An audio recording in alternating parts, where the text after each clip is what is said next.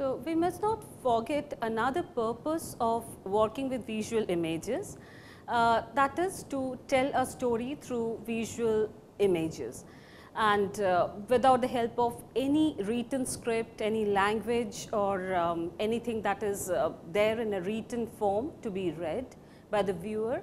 And the basic purpose of the storytelling through images, through visual images in our tradition was very simple, that there had been a low level of literacy in the society, and it was just kept as an alternative of writing. So, instead of looking at written paper, we read the images and we know the story and also the kind of morals, the kind of value education that took place through those stories that got easily delivered to the society. So, we will take some examples which are most common, they are still found in our tradition, and one of them is the story of the great epic Ramayana. So, I will take that as an example and explain the characteristic of storytelling, the common trends of storytelling through symmetrical and asymmetrical arrangement or a combination of both, as like in terms of the visual structuring and the visual storytelling in the following lectures. Seen in the picture is the narrative of Ramayana, and it is a complete Ramayana made by the great Kalamkari painter Shilpaguru M. Nagaraja. What is seen in the screen now, it is the complete story of Ramayana, and to have the whole story, which is a long story, depicted in a single frame, the artist has kept a few frames. He has repeated quite a few characters, quite a few sequences to have a visual unity, but just to concentrate on the basic structure of the painting, we must take into account the basic aspects of symmetry and asymmetry and how to combine them to have a dynamic that goes with the flow as the story passes on. So, let us analyze the basic structure of this whole narrative story, where there is a central frame, that is the main key frame for the whole composition, where we get to see it is Rama's wedding that is taking place. Rama and Sita being the main characters, they are coming at the center of the whole composition, which is giving it a sense of symmetry. Perhaps there is a lot of narrative that is involved into the story, and the artist wanted to keep a symmetry so that the viewer gets some order to move slowly to the whole episodes of the story. So, there are more than one key frames that are placed in a symmetric order throughout. So, let us see which are those key frames. To begin with, there is one key frame where we see Ganesha, who is the writer of Ramayana. He is believed to be the writer of Ramayana. From Ganesha writing Ramayana to the frame goes to another squarish formation where Rishasringa, he is performing a ritual, and that was the ritual that caused Rama's birth. There is another sequence here that is coming at the end of the story. So, if we go in a non-linear fashion, the key frame will tell us that this is when Sita's end, when Sita is tasted in different ways. So, that is the story of Sita that ends here. And then let us go back to the other sequence, which is there in another corner, where Hanuman is meeting Ravana for the first time in Lanka. So, these are the 4 key frames that are placed in 4 different corners, and they tell us the different stories that has taken place in different times, but they are placed in 4 corners to give us the harmony, and that way it leads us to the narrative. So, there are other episodes like the birth of Rama, Lakshmana and his other brothers Bharata and Shatrughna, that is taking place right before this, although in a story this should come after the ritualistic performance, but somehow this is the main frame, and there are other stories who are also put in a non-linear fashion. There are other sequences in a circular order. There are 2 circles here and here, where Bali and Sugriv, 2 Hanumans, They are meeting each other. They are the two kings and two brothers. And there is another narrative where we can see Ravana is talking to his wife. There is another rectangular frame right at the bottom, another one on top. The top one is telling the story of Vishnu attended by Lakshmi, and they are consulting, they are considering the possible birth of Rama, Lakshmana, Bharata and Shatrugna. And in the lower panel there is Kumbhakarna, who is being awakened from his sleep. So these are the basic stories that is going on. At the same time, we see that there are lots of repetitive figures. We see Ravana, the main character, getting repeated quite a few times. So then the viewer takes a journey and finds out how many times Ravana is getting repeated in the story. So it's not that the Ravan are there in different ways, but they are coming in different sequences, they are coming for different episodes of the story. So we see the same Ravana character here, it is coming here again, here, then here. We can also find the Ravana here in the main key frame, following which we see Ravana in another big frame, and there must be many more Ravana repeated in the whole story. There are quite a few very interesting use of texture that is quite attractive, like for water, the artist has used a particular texture. For stone, it is a different texture, and that are quite graphical. So we see the same texture repeated here, where they show the seas. Here there is the water, the sea water, and also the stones with the same texture. It has a beautiful decorative panel that is going on in the border, and that is a decorative formation which is floral, and that is also working as a guiding factor to put all the sequences together. There are many more observations that we can make gradually, but let us move to some other story where things are done in a different manner. It is more like using a different paradigm to tell a similar story. Let us see another paradigm for an effective storytelling, which is more non-linear, because it is a three-dimensional freestanding structure and it can be seen from any angle of our choice. So if we turn it and we want to unfold the story, we see that it is a story of the birth of Krishna, and as we keep on opening the panels, we see that there are stories taking place in a sequential order. There are different episodes on the incarnation's life and the kind of miracle that he performed throughout his life. So this is very interesting to see it in this order.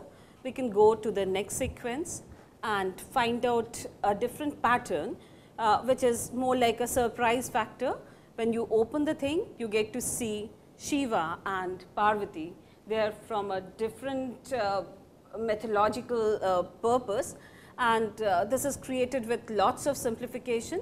So seen in the picture is the Brahma, Vishnu, Maheshwar, the Trinity, and then the couple who are standing there.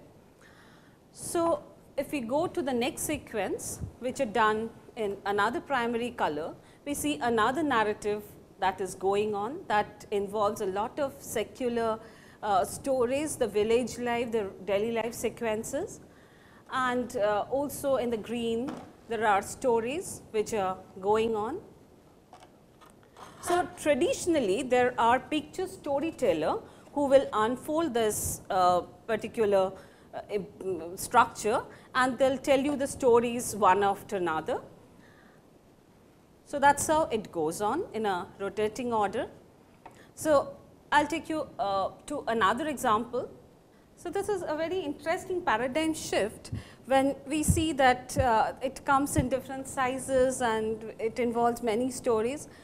Here we can see the different incarnations of Vishnu who are taking birth in earth, and they are performing different activities which are very fascinating. In the front door, that like this is the closed structure. When we open it, we see that there are images in symmetry. So the moment you open the first door, you get to see the sequences which are also happening in a, they are like the mirror image.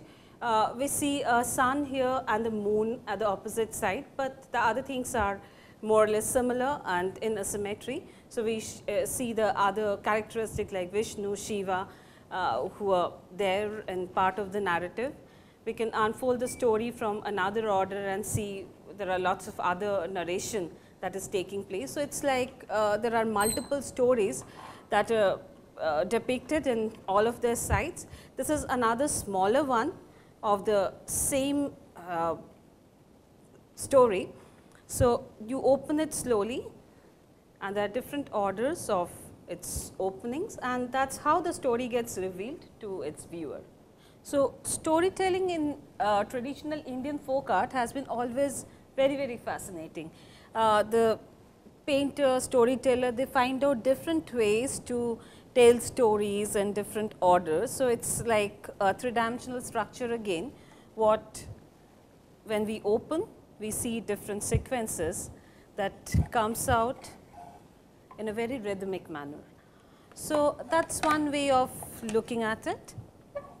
Let us move to another very interesting episode of Ramayana. So, the whole sequence begins with one episode and then it follows a clockwise order. It just goes clockwise, it moves from one sequence to the next and then it slowly moves to the next in this order in a circular motion, and slowly it comes back and ends here. And there are also quite a few most important keyframes that are placed at both the sides in a symmetrical order. There are interesting images of a character that is Hanuman, and Hanuman comes here in different poses.